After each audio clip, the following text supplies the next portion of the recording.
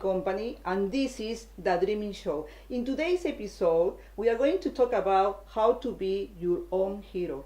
My guest today is the awesome Nina Page. She's from Mind, Body, Spirit, and Soul Transformation Coach. In today's episode, we are going to talk about some issues that Nina faced in her life. Some of you probably believe, and some of you probably not. And that's okay. We are going to talk about paranormal challenges that happen in Nina's life. Hello, Nina. How are you? Thank you for being with us. Thank you very much. It's great to be here. Thank you. Could you tell us, please, your story? What happened to you? Okay. Well, basically, it started when I was a child. I don't really speak with many people about it, but I'm happy to finally be here to share.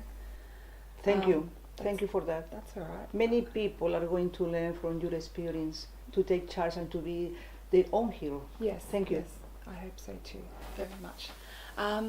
So, as a young child, I had a pretty challenging childhood, but that's how it is for many people. My parents came to Australia as refugees, so I was born in Perth and eventually moved here to Melbourne when I was 9 months old. So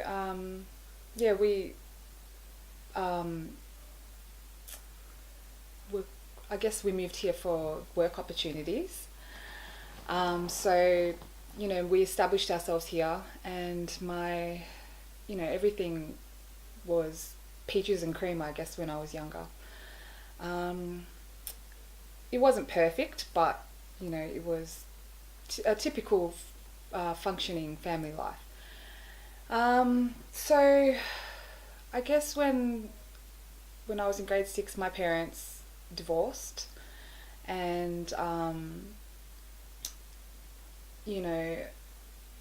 for any child that's a big change, and I guess I started to feel vulnerable at that stage. Started to feel emotions that I hadn't felt before, because I was quite sheltered growing up. We were brought up in a very Asian orientated, cultured family, and my parents were very strict about my studies and making sure that I got a good job when I finished school, and had a lot of pressure on me. And so when my parents split up, it was a big change, because going from very sheltered and structured to not very structured, and there was a lot of abuse and violence, I guess, leading up to the separation. So I guess, so violence and abuse from whom? I guess between my parents, and there was abuse from my mother as well. She was quite physically abusive to myself, but it was also a cultural thing as well. It happened to my parents growing up, that's how their parents disciplined them. So my mother more so, not really my father, my mother would discipline me the same way.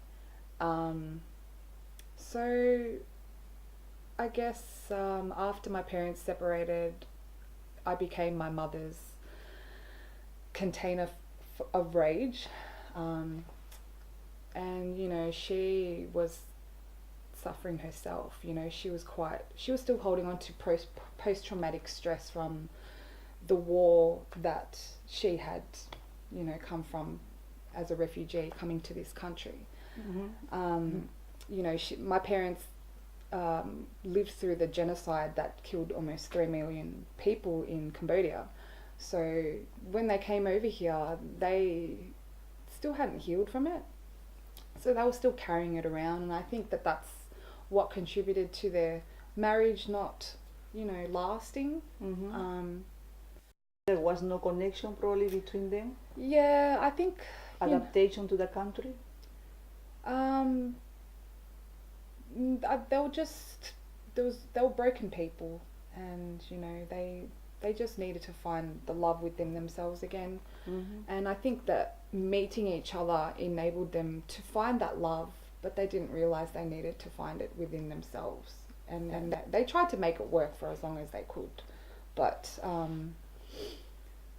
eventually it was too toxic, so they needed to separate. So you've been what age at that time? I was 11. Mm-hmm. So how this situation affected you? What happened? I think I was very much in denial when it first happened, and I was very much in a, it was like I'd put a bit of a, that saying, ignorance is bliss. And I guess I was a bit ignorant because I didn't want to accept it. So I was just carrying on being a child, just even though things would happen, I'd still keep trying to have that smile on my face, just to keep everyone else happy as well. I used to internalize everything inside because I didn't want everyone to know how truly sad I was inside, So I remember going to sleep one night, and it was just a normal night, and I remember just out of nowhere feeling this electric shock just go through my whole body, from head to toe, and it pretty much paralyzed my whole core. And I do remember being awake, but the thing is I couldn't open my eyes. Mm-hmm. So it felt like something was controlling me. It was just, it just was like on top of me and just did not want to let me go. It was like feeding off me somehow. How do you know it wasn't a nightmare? It wasn't. I feel like it wasn't a nightmare because I've had nightmares before, and they weren't like They that. were different. Yeah, they were different, most definitely. Did you find any evidence that it was something paranormal? I didn't have evidence at the time, but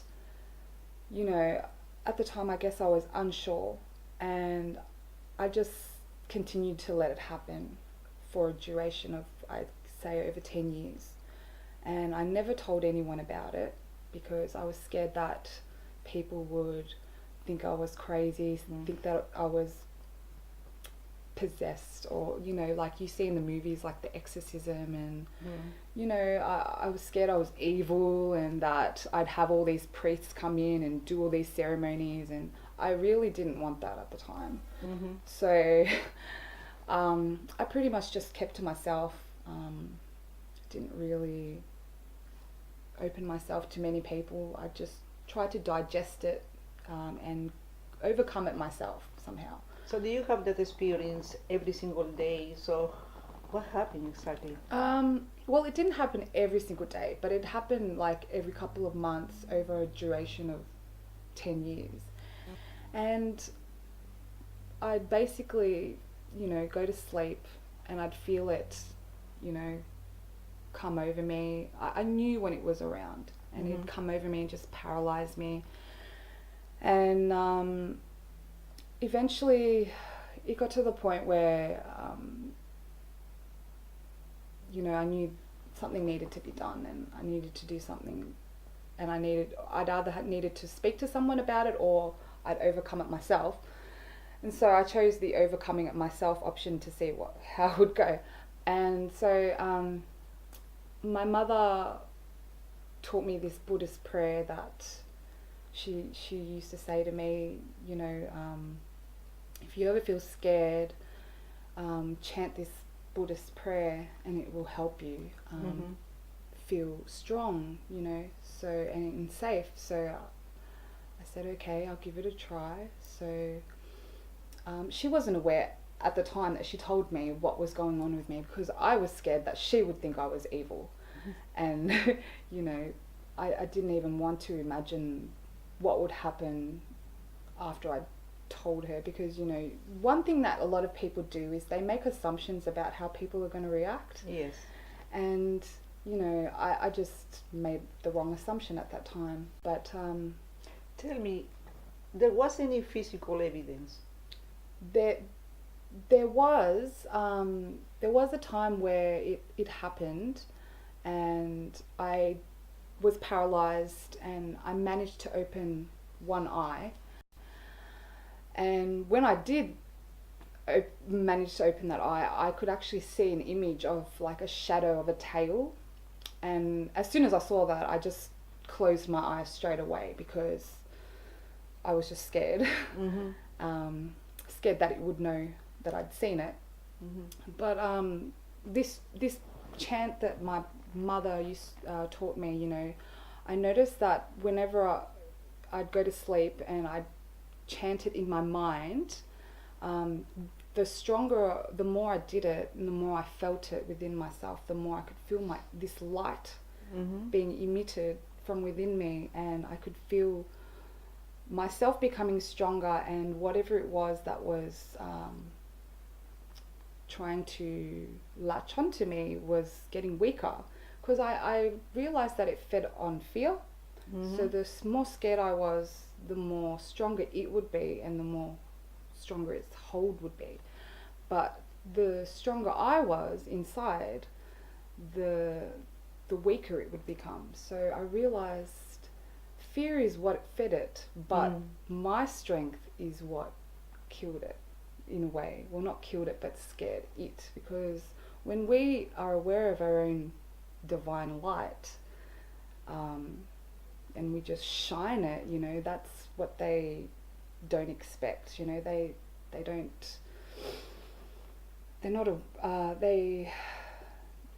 don't want people to embrace that power within them. Mm-hmm. And it's within everyone. I've learnt everyone possesses it, and everyone is gifted in their own way. You told me in another time about gift. Yes. Do you have any gift? I believe, yes, I do. I have clairvoyance, psychic medium gifts. I also have gifts in healing. Mm-hmm. Everyone has these gifts. Mm-hmm. It's just a matter of when they wish to explore them better. Some people are unaware of them. Some people actually go through everyday life using them without even realizing that they are doing it. But it's all got to do with wording, semantics. There's different words, meanings in different languages, areas, everything. So some people are clairvoyant, psychic, and they're doing it every day. They don't even know. Yeah, really. So yeah, it's amazing, and it's not until someone comes along and says to you, "Hey, you're quite gifted in this. Do you realize how gifted they are?" And all it takes is that one person to come along and let them know, and then people are aware. And I see many people who are suffering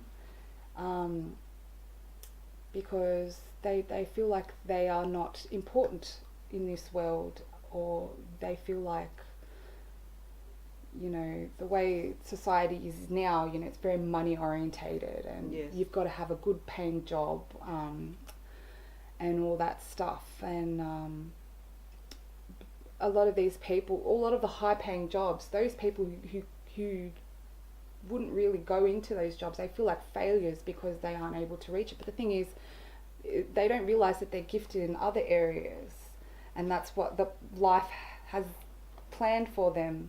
And it's a matter of loving yourself and realizing who you really are. And sometimes life will throw potential, loving yourself, believing in yourself. Yeah, exactly. And life will put you through these obstacles, tests in many different forms, but you need to realize that the tests are there to shape you, to mold you, to test your strength, to show you how strong you are. It's not because you've done anything wrong. It's there to make you stronger. Yeah. So you learn from this challenge in the past. You suffer a lot. However, you are sharing different story to the world, a potential story. Thank you for that. I've got a question, please. It's a lady from America. Yeah. She doesn't want me to say her name, but she's suffered paranormal issues in the past. Yes. She says, ever since I had left my old house, spirits have been following me. Yeah. I have experienced weird sounds, someone talking and scratches on my leg. Oh my God, can you believe that? Yeah. How do I get rid of any unwanted spirits in my home? Could you give me some helpful tips, please? Thank you. Okay. Well. How can the spirit can scratch your leg? How can a spirit that we don't see can do something physical? Well, the thing is, perhaps she has allowed it to see her vulnerabilities. You know, it's got to do with Because she is weak in some point, Yeah. emotional probably. yes, it's got to do with, I guess, an imbalance in either mind, body, or spirit. And I'm feeling it is in all those areas. She just needs to strengthen, believe in herself, because I find that those who go through experiences like this with, you know, poltergeists and spirits and stuff, it's usually because their light is naturally strong and the spirits, you know, are attracted to it. And Could you clarify that, please? I guess with spirits, they are, I like to describe them as lower vibrational, lower frequency beings, and they exist on a lower frequency. And whenever you are, say for example, happy, in love, all the higher, you know, Energy. yes, energy, behavioral traits, you keep yourself in that higher frequency. These spirits, they exist on the lower frequencies, and whenever you are sad, depressed, angry, you bring your spirit down to that level and you become vulnerable to them.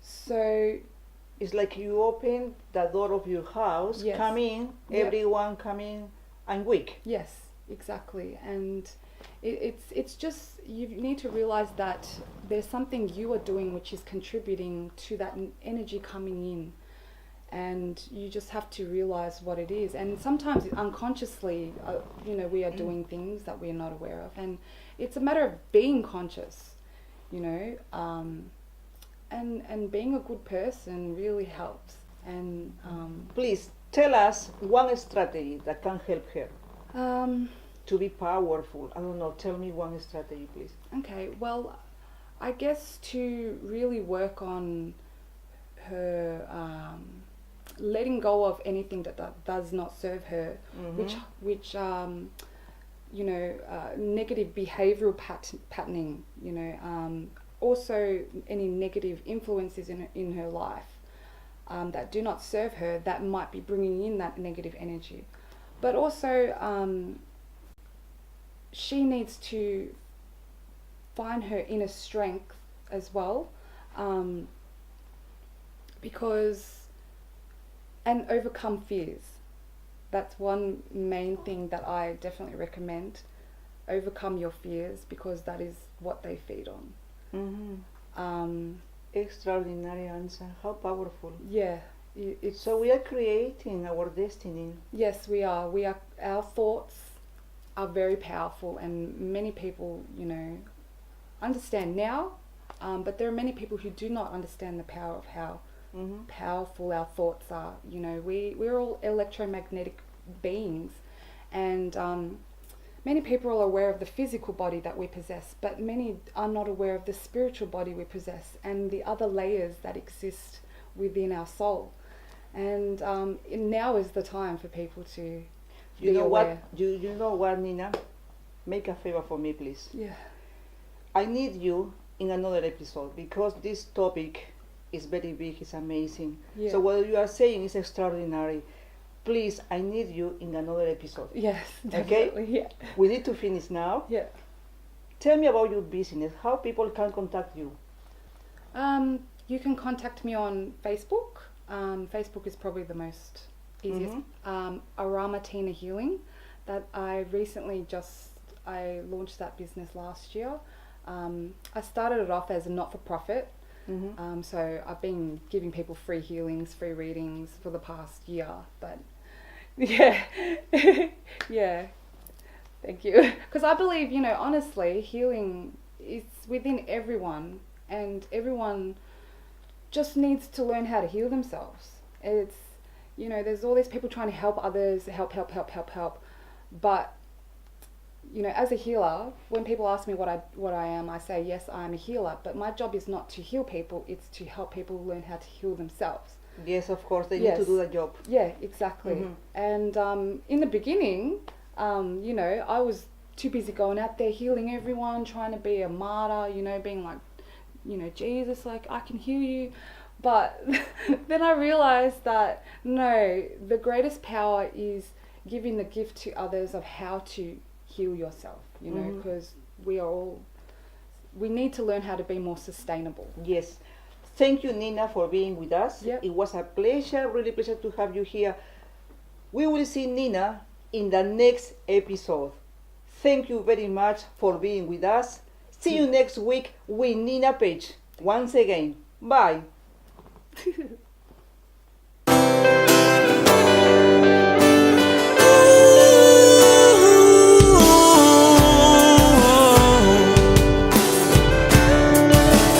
Dream